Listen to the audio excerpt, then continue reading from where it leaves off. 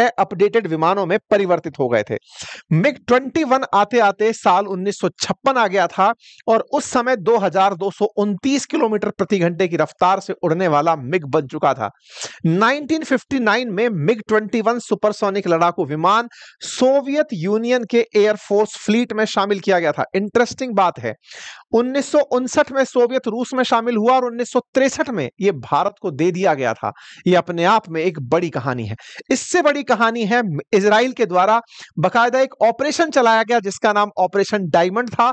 Israel की खुफिया agency Mossad ने इसे चुराने के लिए, इसे हाईजैक करने के लिए लगभग दुनिया का हर संभव प्रयास किया। इसकी कहानी क्या है? मिग 21 असल में लगभग 11,000 के आसपास, 10,490 के आसपास बनाए गए थे और उनमें से ये लगभग 60 देशों को दिए गए थे जो सोवियत रूस के साथ अच्छे व्यवहार के साथ थे। ऐसे में इस लड़ाकू विमान को इराक को भी दिया गया था, इजिप्ट को भी दिया गया था। मोसाद इसमें तकनीकी जानना चाहती थी कि आफ्टर ऑल इसके अंदर ऐसा क्या लगा है जो इसे सुपरसोनिक बनाता है, और अमेरिका और इजराइल इसकी टेक्नोलॉजी हासिल करना चाहते थे। इसीलिए इजराइल की इंटेलिजेंस एजेंसी मोसाद ने जीन थॉमस के नेतृत्व में मिग 21 के अपहरण का प्लान बनाया जिसे ऑपरेशन डायमंड नाम दिया गया।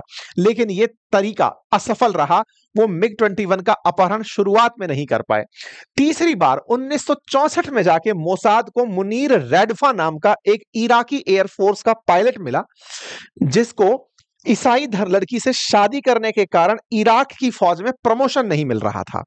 उसे मोसाद ने तोड़ लिया और उसने, यानी मुनीर रेडफा नाम के व्यक्ति ने, जब उसे यह आश्वासन दिया गया कि तुम्हारी जान की हिफाजत हम करेंगे, तुम्हें पैसा मिलेगा, तुम्हें यहां से सेफ एग्जिट मिलेगा, तुम्हारे पूरे परिवार को यहां से दूसरी जगह ले जाएंगे, तो उस रेडफा ने $10 लाख में इस विमान को उड़ाया और लेकर वो इजराइल में पहुंच गया।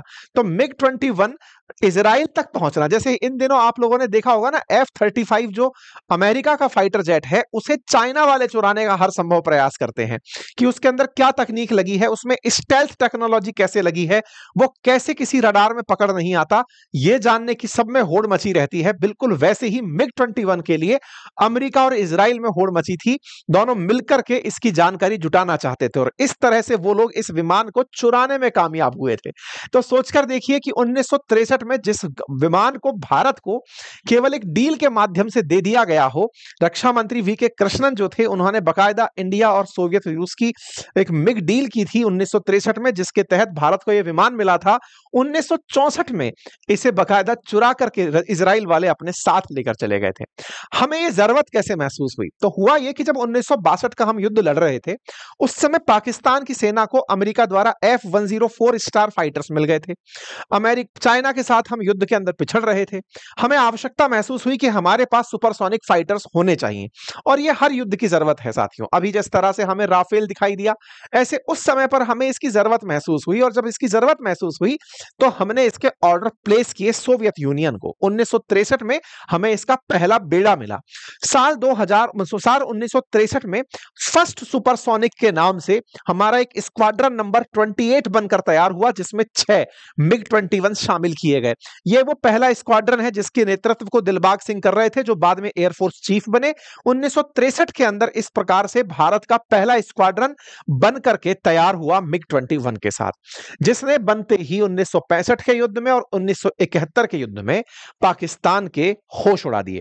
पाकिस्तान को बहुत बुरी चोट दी। कहते हैं कि इसी की चोट के चलते 93,000 सैनिकों ने हथियार डाल दिए थे, क्योंकि युद्ध में बड़े ही निर्णायक होते हैं फाइटर जेट्स जो जाकर के दुश्मन के होश को गायब कर देते हैं, हिला देते हैं।